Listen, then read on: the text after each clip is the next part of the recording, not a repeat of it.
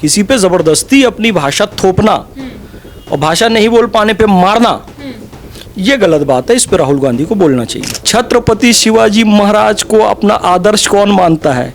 खाली मुंबई के लोग, खाली पुणे के लोग? अरे भाई, पूरे भारत, पूरे विश्व के लोग मानते हैं।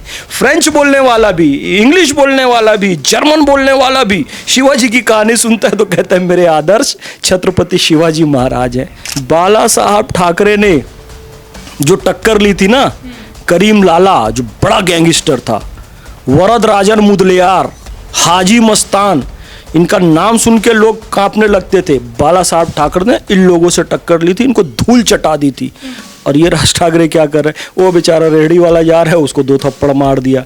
बेचारा कोई बैंक में नौकरी कर रहा है कर्मचारी, उसको जाके एक छट। मैं मोहम्मद फैज खान हूँ, इसलिए मैं कह रहा हूँ कि कम से कम शाहरुख खान, सलमान खान, आमिर खान, सैफ अली खान, जरा इनसे एक बार मराठी बुलवा कर दिखला। ये जो राज ठाकरे, उद्धव ठाकरे कर रहे हैं विशुद्ध राजनीतिक है। इसका मराठी मानुष से, मराठी की अस्मिता से। महाराष्ट्र में हिंदी और मराठी को लेकर के विवाद चल रहा है, उसी पर आज चर्चा होगी। ये मुद्दा राष्ट्रीय स्तर पर पहुंच चुका है क्योंकि हिंदी और मराठी लोगों को इस तरीके से बांट दिया गया है कि महाराष्ट्र के अंदर जो लोग हिंदी बोल रहे हैं उनको एमएनएस कार्यकर्ता और साथ ही अब लोकल कुछ लोग हैं जो उनको पीट रहे हैं, जबरन जो है मराठी बुलवाने के लिए बोल रहे हैं। उसी मुद्दे पर चर्चा होगी। फैज खान जी हमारे साथ हैं। सर, क्या कहेंगे जिस तरीके से एक ही देश में रहने के बाद हिंदी और मराठी भाषाओं के आधार पर लोगों को बांटने की कोशिश की जा रही है? मैं भारत का मुसलमान हूँ और भारत की जो सबसे प्राचीन और विश्व की जो सबसे प्राचीन भाषा है वो है संस्कृत। और संस्कृत के सबसे, क्योंकि मैं पूरा देश पैदल चला हूँ 15,000 किलोमीटर और 30 महीने सभी राज्यों में गया हूँ लगभग। संस्कृत के जो सबसे नज़दीक की भाषा है वो है कन्नड़ और तेलुगु, मैंने जो अनुभव किया। उसके बाद संस्कृत की जो सबसे नज़दीकी भाषा है, करीबी भाषा है, वो है मराठी। उसके बाद जो संस्कृत की सबसे नज़दीक और करीबी भाषा है वो है हिंदी। यानी कि ये सारी भाषाएँ संस्कृत से ही निकली हैं। मराठी और हिंदी की तो लिपि भी एक है, देवनागरी लिपि, नेपाली की भी लिपि एक है, देवनागरी लिपि। और महाराष्ट्र में जब मैं गया, महाराष्ट्र में और कर्नाटक में, आंध्र प्रदेश, सब जगह, ये 3 राज्यों के विशेष इसलिए नाम ले रहा हूँ क्योंकि भाषा के नाम से यहीं बहुत सारे विवाद चल रहे हैं। और तमिलनाडु भी, मतलब मुझे इतना स्नेह मिला, इतना स्नेह मिला। मेरे साथ एक रथ चलता था, अहिंसा रथ, उसमें हिंदी में देवनागरी लिपि में सब कुछ लिखा हुआ था। मैं तो पैदल चलता था लेकिन मेरी सामग्री, खाना पीना, कपड़े, दवाइयाँ सब उसमें रहते थे, टेंट वगैरह। किसी भी एक भी तमिल, तेलुगु या मराठी मानुस ने उस अहिंसा रथ पे, जो एक कार थी, एक वैन थी, उस पे किसी ने कंकर भी नहीं मारा कि इसमें हिंदी में क्यों लिखा है, देवनागरी लिपि में क्यों लिखा है। यानी कि आम जनता में कहीं कोई भाषा को लेके समस्या नहीं है। ये हवाई बात नहीं कर रहा हूँ, टीवी चैनल की बात नहीं कर रहा हूँ, मैं हो के आया हूँ, पूरा भारत जमीनी स्तर पे देखा हूँ। और तमिल में तो लोग, यानी कि मुझे देखते थे, मैंने केसरिया वस्त्र पहन के पैदल चल रहा था, 1 किलोमीटर दूर से देखते थे तो अपने पैर की चप्पल उतार के किनारे रख देते थे कि कोई संत आ रहे हैं, कोई स्वामी आ रहे हैं। मतलब इतनी मोहब्बत। और देखा हिंदी में लिखा है तो बिल्कुल सामान्य, उसमें कोई विरोध है ऐसा नहीं। और महाराष्ट्र में भी पूरा यही हुआ। तो इतना प्यारा हमारा देश है। आप देखो, शिवाजी सावंत मराठी के लेखक है, पूरा देश उनको पढ़ता है। आप विजय तेंदुलकर, वहाँ के बड़े नाटककार, आप दिल्ली के मंडी हाउस में जाइए, कहीं पर भी जाइए, उनके नाटक पूरे भारतवर्ष में खेले जाते हैं। आप लता मंगेशकर जी को देखिए, उनके गीत पूरे भारतीय सुनते हैं। वीर सावरकर जी को सभी प्रणाम करते हैं। और यहाँ तक कि आरएसएस की स्थापना भी एक मराठी मानुष ने की, डॉक्टर केशवराव बलिराम हेडगेवार जी। तो उन्होंने जो आदर्श दिया, नमस्ते सदा वत्सले मातृभूमे त्वया हिंदू भूमे सुखम वर्धितो हम, महामंगले पुण्य भूमे तुदर्थे पतत्वेश कायो नमस्ते नमस्ते। हर एक आरएसएस का स्वयंसेवक कश्मीर, लेह में जो बैठा हुआ, वहां तक, कन्याकुमारी, इंदिरा पॉइंट तक, और विश्व में जो है वो सब गाते हैं इसे। स्थापना किसने की थी? मराठी मानुष ने। तो कहने का मतलब है आम जनता में कोई भेदभाव नहीं है। ये जो राज ठाकरे, उद्धव ठाकरे कर रहे हैं विशुद्ध राजनीतिक है। इसका मराठी मानुष से, मराठी की अस्मिता से कोई लेना देना नहीं है। मराठी की अस्मिता पूरा भारत मानता है, इसलिए लता मंगेशकर को भी सुनता है, शिवाजी सावंत को पढ़ता है। और सबसे इंपॉर्टेंट बात बताऊं, छत्रपति शिवाजी महाराज को अपना आदर्श कौन मानता है? खाली मुंबई के लोग, खाली पुणे के लोग? अरे भाई पूरे भारत पूरे विश्व के लोग मानते हैं। फ्रेंच बोलने वाला भी, इंग्लिश बोलने वाला भी, जर्मन बोलने वाला भी शिवाजी की कहानी सुनता है तो कहता है मेरे आदर्श छत्रपति शिवाजी महाराज हैं। मैं तो यहाँ खाली भारत की बात नहीं कर रहा हूँ, पूरे विश्व की। तो जो राज ठाकरे और उद्धव ठाकरे हैं वो विशुद्ध राजनीति कर रहे हैं, और यहाँ तक कि वो बाला साहब ठाकरे के आदर्शों पर भी नहीं चल रहे हैं। आपको मैं एक बात बताना चाहता हूँ, बाला साहब ठाकरे ने जो टक्कर ली थी ना करीम लाला, जो बड़ा गैंगस्टर था, वरद राजन मुदलियार, हाजी मस्तान, इनका नाम सुन के लोग कांपने लगते थे। बाला साहब ठाकरे ने इन लोगों से टक्कर ली थी, इनको धूल चटा दी थी। और ये राज ठाकरे क्या कर रहे हैं, वो बेचारा रेहड़ी वाला जा रहा है उसको 2 थप्पड़ मार दिया, बेचारा कोई बैंक में नौकरी कर रहा है कर्मचारी, उसको जाके एक छड़ी मार दी। अरे ये क्या है भाई, तुमको आदर्शों पे बाला साहब ठाकरे के चलना है ना तो जाकिर नायक से टक्कर लिए होते, जो उर्दू में, अरबी में, हिंदी में बोलकर मुंबई के अंदर सबसे ज़्यादा वो धर्म परिवर्तन का धंधा चलाता था। उसके खिलाफ एक शब्द नहीं बोले। और मैं तो बोलता हूँ, मैं मोहम्मद फैज़ खान हूँ इसलिए मैं कह रहा हूँ कि कम से कम शाहरुख खान, सलमान खान, आमिर खान, सैफ अली खान, ज़रा इनसे एक बार मराठी बुलवा कर दिखला दो। नहीं, वहाँ से आपको चंदा मिलता है, बॉलीवुड नहीं, आपको बॉलीवुड से आपको चंदा मिलता है, आप उनसे पैसे लेते हैं, वहाँ कुछ नहीं बोल रहे। बेचारा एक गरीब ठेले वाला फल बेच रहा है, उसको जाके आप मार रहे हो, ये क्या तरीका है आप बताओ ना। पूरे महाराष्ट्र में इन्होंने कब्जा कर लिया है, इन्हीं को सब जगह नौकरियां मिल रही हैं, इन्हीं ने जो है पूरे मुंबई में भीड़ कर रखी है, इसलिए अब मुंबई महाराष्ट्र में वो लोग रहेंगे जो मराठी बोलेंगे। नहीं, मराठी तो बहुत सम्मानित भाषा है, मैंने आपको कहा मराठी लोग भी बहुत अच्छे हैं, लेकिन राज ठाकरे की जो पॉलिसी है, उद्धव ठाकरे की जो, ये मराठी भाषा या मराठियों की अस्मिता के लिए बिल्कुल नहीं है। मैंने उसका सारा कारण आपको बता दिया है। देखिए, इनकी पार्टी लगभग ख़त्म हो चुकी है, यहाँ तक कि छत्रपति शिवाजी महाराज के नाम से जो शिवसेना थी, शिवाजी की सेना, शिवसेना, उसका निशान क्या था? तीर कमान। वो तीर कमान का निशान भी इनसे छूट गया है उद्धव ठाकरे से।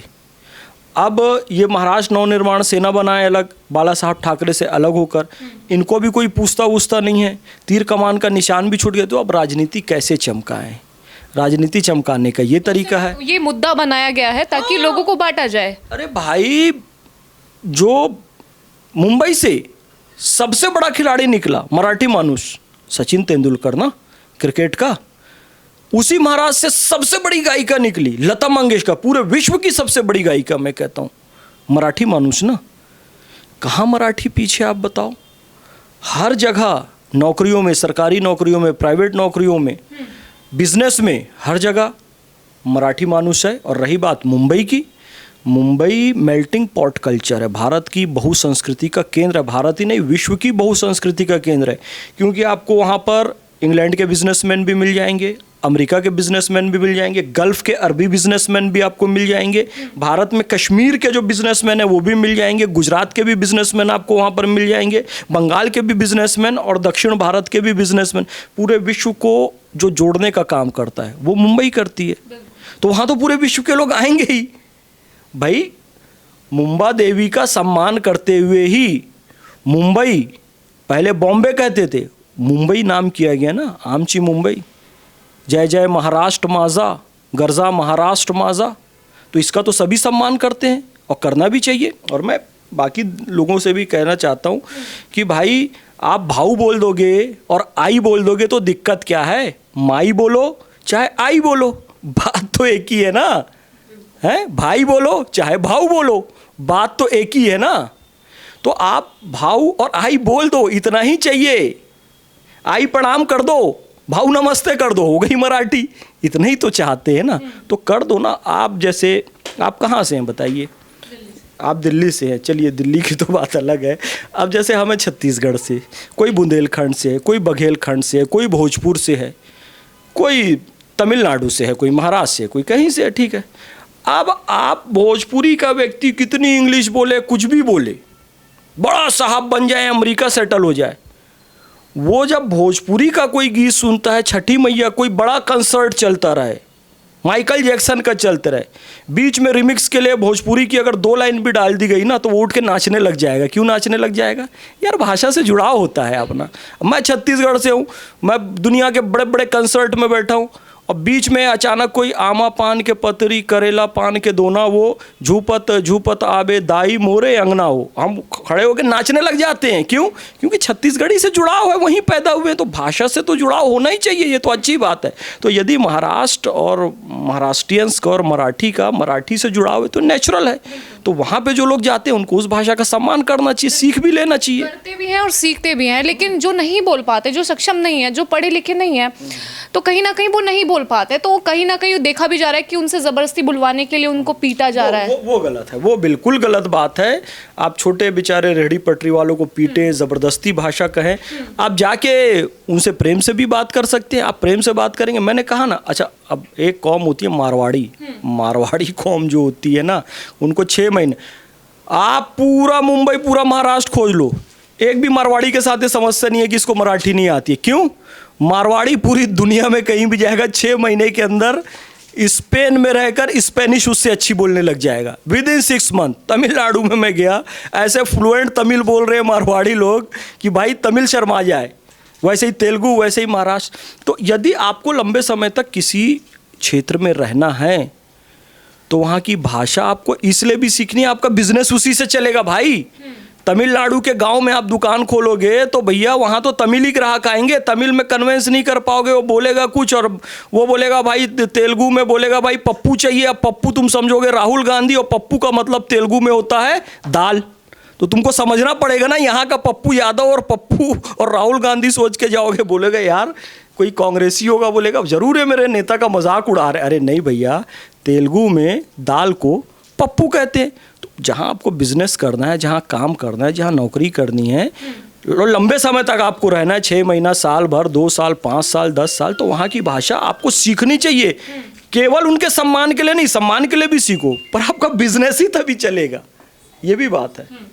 तो क्या कहना चाहेंगे, जिस तरीके से एक राजनीति एजेंडे के तहत ये सब चीज़ें हो रही हैं, भाषा के तौर पे अगर देखा जाए तो देश में इस तरह की चीज़ें हो रही है और पूरा 1-2 महीना हो चुका है कि विवाद थमने का नाम नहीं ले रहा है, तो आखिरकार देवेंद्र फडणवीस इस चीज़ पर आखिरकार अपना स्टैंड क्यों नहीं ले रहे हैं? और देखा जाए तो क्या देखते हैं आप इस चीज़ में?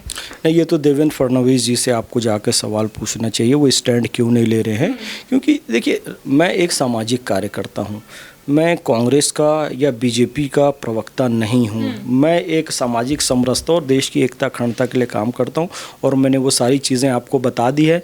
बाकी शिवसेना का क्या स्टैंड है, उद्धव गुट का क्या स्टैंड है, शिवसेना शिंदे गुट का क्या स्टैंड है, फडणवीस जी का या राज ठाकरे जी का, वो तो उन्हीं के प्रवक्ता बताएंगे। एक लास्ट क्वेश्चन, जैसे कि यूपी और बिहार के लोगों को ज़्यादातर टारगेट किया जा रहा है, तो ऐसे में बिहार चुनाव भी है, तो देखा जाए तो कांग्रेस के अगर राहुल गांधी इस चीज़ पे अगर कुछ